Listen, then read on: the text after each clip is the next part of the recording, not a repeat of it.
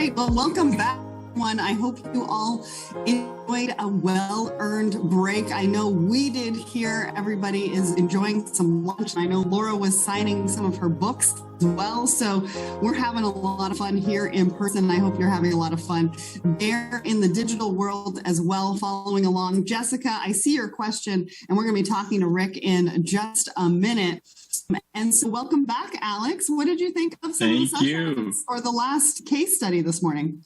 Fantastic sessions. I really enjoyed the panel too. Just the builds were so seamless between each of the participants. I don't know, Kevin, Rick, and Ashley all had their each unique point of view. And I loved how different the companies were, but how similar the strategies were and the takeaways were. Yeah, absolutely. Well, I have Rick with me here today. Apparently there was 21 winners.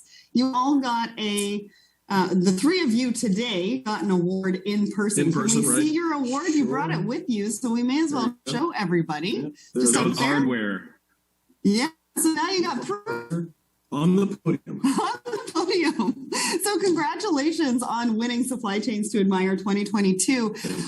For anybody who didn't join your session this morning, why don't you give everybody a little bit of an overview of who you are and what you do, and then we'll dive into some of the questions of your case study. Sure, fantastic. I'm Rick McDonald. I'm the SVP and Chief Supply Chain Officer for the Clorox company. I've been with the company for 30 years, and I'm responsible for our integrated supply chain. So everything from planning through to the customer. About 6,000 of the company's 9,000 people report somewhere into the supply chain organization. And for those of you who don't know a lot about Clorox, we're a $7 billion consumer packaged goods company. We produce products and sell them in over 100 companies, and we have our associates landed in about 25 countries worldwide. Wow, that's incredible. And Eric Johnson from Journal of Commerce is here today. I was just talking, one of the points that you made in your case study today was around how you reduced your SKUs. And I think you reduced your SKUs of wipes right in the middle of the pandemic. We did. Can you talk to us about, first, how did that come about? Because it's at a point where you're probably selling the most. Why you did it, and how did you make that happen? Yeah, for sure. I'll back up just a little bit. We started to build our 4 days of supply, or FDOS, in January of 2020, really before COVID was the thing here. We had intel from our colleagues in China that there was really something going on. So we took FDOS targets up, and my point of view on that was it was an easy decision to make, because if we were wrong, sell through it over the subsequent months. And we have a blip in the core. We'd be able to explain that if necessary. Turns out we weren't wrong. We took wipes FDOS from about 40 days up into 70 days, 72 days. And then over 2.5, 3 weeks in March, all of that's gone. Every last bit of it. And so from that point forward, we were hand to mouth on producing wipes. Our general manager came to our plant in Atlanta and walked around with my team, and really we decided in the moment we were going to take the SKU count down from about 115 to 15 of our biggest movers. And what that did for us, it minimized the raw and packaging materials that we had to secure. Yeah, and that started to get pretty difficult almost right away, as suppliers had some of the same challenges we all did. It also increased our uptime in the manufacturing plant. Okay. So we spent a lot less time changing over, a lot less time ramping down and ramping back up out of changeovers. And so we increased our throughput in double digits. And what we knew was we needed to make every single canister of wipe we could make. And the best thing we could do was run flat out as often as we could. And so reducing the SKU count from that 115 to a 15 enabled us to do that. Absolutely. And there's a lot of companies and organizations looking at reducing SKU count now, just because of, rationalization. Lack of raw materials, the manufacturing rolling blackouts that we're still experiencing overseas as well. Has that had you and your team sort of rethink your supply chain risk and where you are looking to source? Have you diversified suppliers in that way? And have you diversified where you're manufacturing? Or are you even thinking about that right now? Yes and yes. Okay. So the idea of diversifying sourcing started literally after the pandemic began, as suppliers showed up with force majeures. I think we've now made our way through more than 300 force majeures. 300? 300 in the last 2.5 years. Wow. And, we have a bunch of great suppliers, but at various points in time, they were just unable to get materials themselves, or they had COVID issues in their facilities, so they didn't have enough labor. Right. So, yes, we diversified supply significantly, not only for raw and packaging materials, but also for what we call external manufacturers, contract manufacturers. Okay. We deployed a number of contract manufacturers early days to make more wipes for us. Then we built our own line and put that in place in the space that we have available in our plant. And oh, really? Yeah, we did. We went from board of director approval to a full functioning, highly automated line space we had in one of our plants in about 8 months. I think semiconductors might need you. It was not only a great team effort within Clorox, but also with our OEM suppliers. Okay. They were fantastic. And then we also worked with the White House Supply Chain Task Force, the State Department, because it turns out the technicians necessary to bring all this equipment, put it together, and bring it online were all mostly based out of the U.S. Okay. And so we had to expedite visas for them. It was a huge collaboration. Kemp and his office in the state of Georgia. There were just a whole lot of people that came together to make this wipes. We basically doubled our capacity to make that doubling of the capacity come to life. Interesting. Now, Alex, I know you want to step in here, but I have another question about this supply chain task force. How was it like working with them? And if I was in the audience, what would you suggest? Or is there particular industries that they're looking to work with? Do you know? Well, I don't know that it still exists. Oh, I thought it did. I don't know that it still exists. I've not had contact with them in some time, but during the COVID period, and as we were working to get this online, they were fantastic to work with. Okay.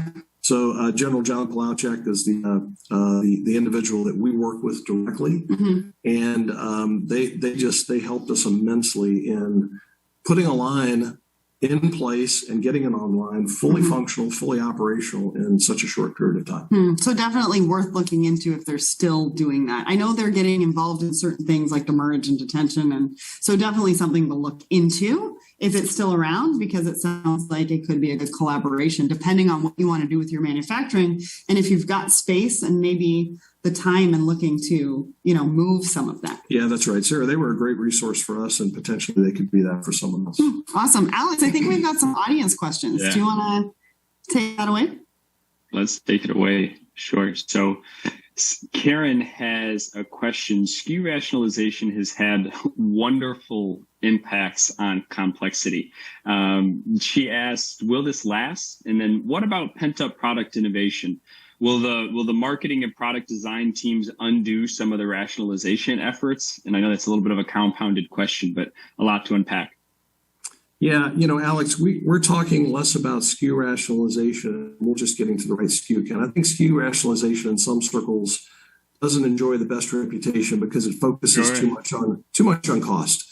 Yeah. This is really about how do you create the best value? What does the consumer need now? And what are those SKUs that satisfy that need? And it's in most organizations, it's not the full lineup of all the SKUs that are available. And so how do you get to that conversation with the business unit around what should we be making? What creates the most value for the enterprise? Probably what are the best margin SKUs in this day of super high inflation? And then how do you move forward with some sort of a plan to get the SKU count to where you want it to be? What we did during COVID was very abrupt. It was absolutely necessary. It was absolutely the right thing to do. We built back some of those SKUs because the 15 on wipes that we were producing were not all of our best SKUs. Okay. So we've added back some SKUs that are really fantastic for consumers. And I would submit that's probably what we'll end up doing across the other lines of our business as well. I think relative to innovation, that was kind of the second part of the question. There is a lot of pent-up innovation. It was just really difficult to innovate during COVID. And I think a lot of firms are really taking advantage of this time to plus up their innovation programs. And I can't wait to see it. Right. Because I think at that point, if we see that innovation, it means that we have time to innovate. I think the last 2 or 3 years, there's been a lot of firefighting, a lot of overwhelm. Even Kevin mentioned that he's got his team working overtime the last 2 weeks of every single month, sometimes during the pandemic and even now. And it's almost like we need a bit of relief. But I think when the innovation comes out, we have time to really be able to do that. That's when we know that we have a tiny bit of relief and we can really reset and do what we need to do to. Yeah, that's right. And, in our business, consumer packaged goods, innovation is the lifeblood of our enterprise. Yeah. We have great brands. Consumers trust Clorox. They trust Clorox's brands. So we're very optimistic about how our innovation will work for consumers. We also need to have a lot more of it. And so we're really intent on producing that. Yeah. And it comes down to the people, right? Alex, I think we've got another question from Jessica. Does. We do have a question from Jessica as well. And Jessica, Rick asks, how do you protect teams from non-value ideas or activities? Think, external factors or internal within the team. Yeah, it's always a challenging thing because one of the things we do encourage is for people to be creative with their ideas. And when you do that, not every idea is going to be an A+ idea. And so it really is about having some sort of a gating process where you allow the good ideas to move through and the others sit off to the side. Now, it doesn't mean that idea that you left back isn't a great idea. It may not just be its time. Right now. So it could be a timing thing. So I never like to discard those ideas. It's almost like there should be a library of all those ideas. You take the ones that are immediately impactful and you leverage those. And then at some future point, if something has changed materially, it might be time for the other idea to come into play. And so you just want to keep a repository of those. Absolutely. I love that. Yeah, and I know you talked a lot about people, just like Kevin did, and we kind of talked about it a little bit earlier offline.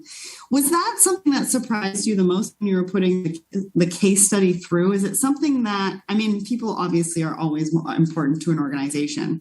Was it something that has come through from some of these labor shortages and, really understanding the impact of people throughout the supply chain, throughout your teams, throughout the organization and what it means? And was that something that really surprised you when you put together the case study? That was probably less of a surprise, Sarah. The whole people thing has been, Clorox is known for a lot of things. One of the things we're known for is our culture. Okay. We have a very collaborative, collegial culture. We're very results oriented at the same point in time, which is not always the easiest things to mix together. That's true. Yeah. And I would say one of the reasons I've been at Clorox for such a long time is I've always respected the fact that we take our values and we live them. Okay. I'm really never, ever worried that I'm going to wake up one morning and read something about us that I want to read. And part of that is because we try to live our values every single day. And what was great about that approach and our culture is we didn't have to create something during the most difficult time of our lives within COVID. It was something we carried in. It started with our overall values, but it also translates to our safety culture. So during the pandemic, we had our record best recordable injury rate. Wow. And we actually don't talk about it. We don't talk about that number very much. We talk about the people, the humans who somehow became injured at work. And we're really proud of the fact that we were running as much as we could, as hard as we could. And the folks in our plant were just so resilient and they operated so safely. It was really a pretty amazing time period. Well, and that, Alex, you could probably agree with me. That seems to be the running theme across Toro, Clorox, and Sleep Number, is that you really have your culture down. You have an idea of what you're working towards and your why.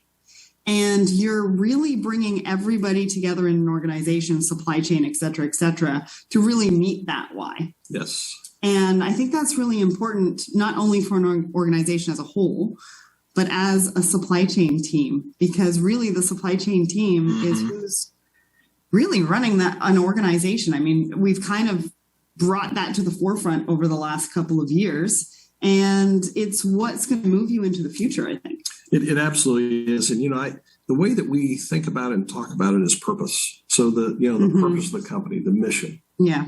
help people be well and thrive every single day. As fundamentally a health and wellness company, that's super important to us. It translates to our brands, it translates to our Ignite strategy, and it translates to the purpose of our supply chain and individual manufacturing plants. And people in our plants, if they were not clear of their purpose during the pandemic, they really got it, because we grew essentially overnight a staggering amount, and we wouldn't have been able to do that if those folks hadn't kept showing up into our plants day after day after day, if our suppliers hadn't performed, if our external manufacturers hadn't performed, our logistics partners. I mean, everybody that we work with really had to come together in an extraordinary way.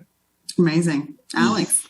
Yeah, how often it's a really interesting group of people, I think, that you're bringing together to kind of make the integrated supply chain, as Kevin mentioned, kind of happen. How often, Rick, are you evaluating basically evaluating your SKUs, evaluating your raw materials? You mentioned a few things that you kind of took at the outset of the pandemic. You decreased your SKUs, which decreased your raw materials. It increased your throughput. How often are you changing those levers, in a sense? I think that's the word I'm looking for. Yeah, Alex, let me say this. So the evaluation occurs routinely through the S&OP cycle. Sure. So that's a conversation that the S&OP managers have with the business unit general managers and others on those leadership teams. And then it depends on the business that we're talking about, our specific BUs, how often we actually change SKU counts. And that's a general manager decision, and we leave it to them to take the data that we've provided and we'll make a recommendation. We'll have some thoughts. Sometimes the conversations are a little more intense, but that's fine. They're very professional business conversations about something that we're passionate about. And we had pretty good discussions about it. I can imagine. What are you pushing your supply chain teams for right now? Well, the number one thing is take care of our people and take care of ourselves. Right. That's the number one thing. And, this is really so important. One of the things that I find is there are a lot of people who are hurting in various ways, and they're either very proud or not aware, or maybe a few stubborn, who won't necessarily talk about that. And so one of our jobs is to be really good listeners. And when we say, hey, how's it going? Not just have that as a throwaway greeting, but to really listen to what that person has told us. And then the same is true for ourselves, making sure that, we're kind of staring at each other because we've been in the crucible for 2.5 years. Yeah. And there's really no sign of it relenting. And so how do we make sure we're continuing to stay healthy through this time period? So that's number one.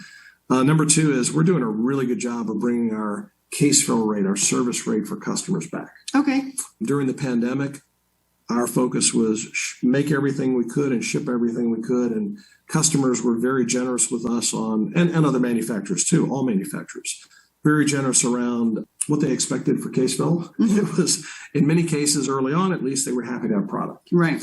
Now we're back to the business of, hey, we have commitments. These case fill rates are commitments. And so we're working hard on that. And the third thing is, in this inflationary environment, it has been an extremely expensive way to do business for companies like Clorox. And so we're very keen on finding ways to find new cost savings, find new efficiencies, work with our suppliers, work with our external manufacturers. How do we figure out how we can bring back some of that margin and use it for innovation, as an example? Yeah, that's one of the things we're really keen on doing with any kind of improvements we can make on the cost side. Amazing. Alex? That's something Ashley also said too, with the repurposing of the beds and the returns of the beds and the chips. And it was interesting looking for those unique ways to cost save.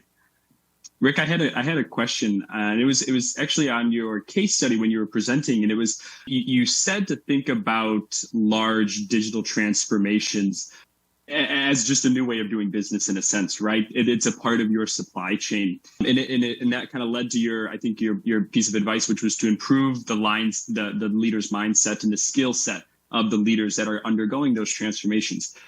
When you have people and you're so focused on people, digital transformation can be scary. Some people might think they're losing their job. They might think, hey, I got to upskill myself.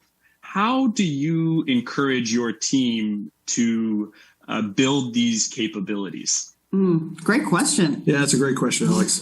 First of all, we try and keep it real.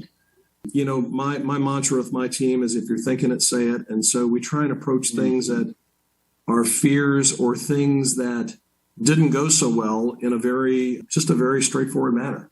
It's not a perfect world. And so you're not always going to have perfect outcomes. Let's just talk about those things that aren't working well. In the case of digital transformation, it's a little bit of that because people can be very fearful of technology. When we first started our digital supply network work under my predecessor, Andy Mowry, this would have been 5 or 6 years ago.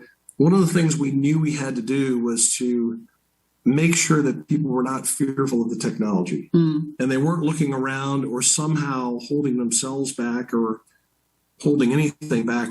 Will I have a job? Is this going to take my job? Is this going to make my job harder, not easier?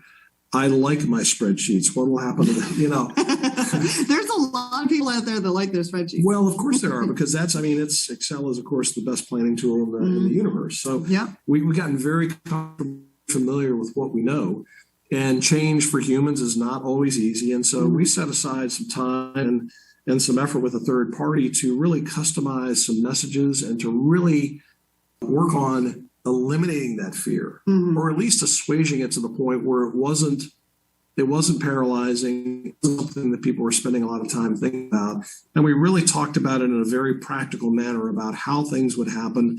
Usually when one door closes, another opens. So there are always lots of opportunities in the supply chain. And I think most people are pretty comfortable with that. I think one of the things that I really like that both you and Kevin spoke about today when we've done these interviews is the mental health aspect. Like, I know you talk about people, and I know how you talk about how people, especially in supply chain, are the future. But the mental health aspect is something that we don't talk enough about. And I think as leaders in supply chain, it's really great to hear that that's something that you are discussing, that you're putting it forefront. And it's not something easy, because I'm sure that doesn't come natural for you, right? For a lot of people, it doesn't come natural. But to be able to actually put that ahead of everything else, like that was your number one. Right? Before your 2 and your 3. Yes. And I think it's really admirable. And I just want to say thank you for doing that, because talent in supply chain is very precious. And I think like you said, there's a lot of constraints. There's a lot of people who are really feeling it right now. And I think it's moments like these where we can share with the digital audience as leaders in the industry to say, hey, this really is important. Yes. You need to take care of yourself, and we need to open those spaces to have those conversations. We do. And, all that's predicated upon having a trusting relationship. Yeah, safe spaces. With people where they feel like they can have that discussion, they feel like they can open up to you one-on-one, or sometimes even in groups. And we've had folks on my leadership team say, I'm not doing good today. Yeah.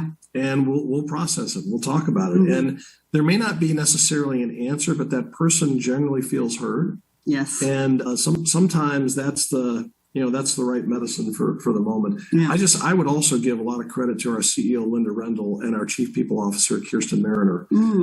Their focus in this space is also really fantastic.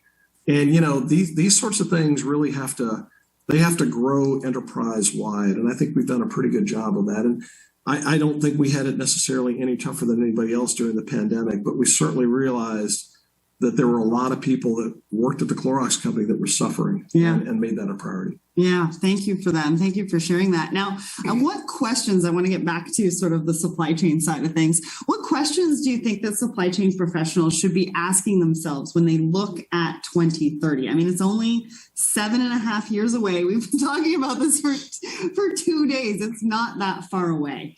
What do you think that they should be asking themselves now to set them up for success? Well, I think that, the first thing, and I'll go back to something I talked about in my case study, it's the whole mindset, skill set thing. Okay. The tool sets are going to change. They're changing very, very rapidly. And that's going to be essential to run the types of supply chains that will create what our enterprises need. So do you have the right people on board? Do they have the right skills? It's not something that you can generally just sort of push a button and overnight or next week or next month. Yeah. All of that changes. So it's a process. And that is something for 2030. It'll be here before we know it.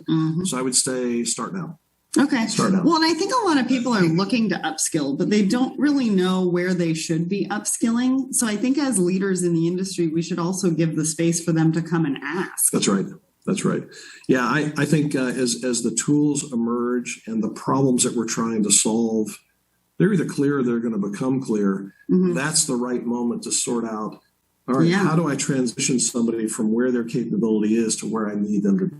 Yeah. And what is that change management process to help them get How there? do we empower them? How do we support them in doing that? All right. Well, before and not only go really ahead. quick, Sarah, and what I love, Rick, that you said during your presentation too was it's not only about your employees there that are currently in the company too, but working with higher education institutions too, developing programs, working on certificates, master's programs, whatever it is. I know you'd kind of discuss what you were doing, but I think that is a crucial element as well as we look to increase, close the labor gap that we're seeing in many industries, the supply chain industry as well, and supplement it with a fresh perspective. I think that's really missing in this space. I just wanted to applaud you on that work as well.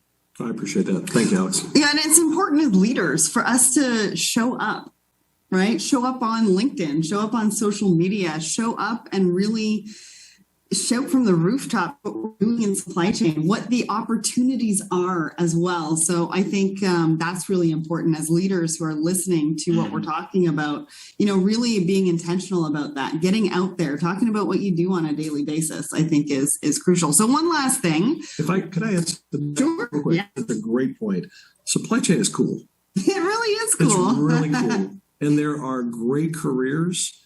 There are great roles within the supply chain. And the best part about it is it's not just manufacturing or planning or logistics or sourcing. Mm-hmm. There's engineering, quality assurance, health, safety, environment, continuous improvement. Mm-hmm. There's all the technical stuff in the digital space. I mean, you could spend a lifetime, if you're interested, kind of moving around the supply chain and having a number of different careers that would feel and sound kind of different. The work would be different. Mm-hmm. But at the same point in time, you'd be a member of a supply chain. And I think that's one thing we've got to keep emphasizing with folks who are going to school or maybe not. A supply chain career is really a place where you can make a difference. Yeah, you can definitely make a difference and make an impact. Well, what do you think that the audience should walk away from your case study or our discussion today, maybe putting into action? Well, the action part is, as I said, kind of the transform now. Mm-hmm. I would encourage folks to really do an inventory of their digital dexterity. And I don't know if you necessarily need to go to every single person in your supply chain, but I would definitely make sure at the leadership level and maybe a couple below, you get a really good feel for that, because that is where we're all going.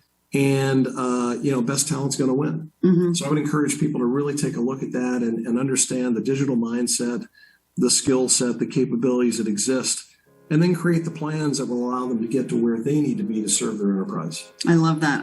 Well, thank you so much for joining us. Yes, I'm going to turn it over to Alex to do a little bit of a social media update and let us know what we're hearing over on Twitter and LinkedIn while we say goodbye to you, Rick. Great. And then we're going to get into trivia. Excellent. Thank you, Alex. Thank you, Sarah. Thank you so Bye, much. everybody. Thank you. Have a good day. Yes.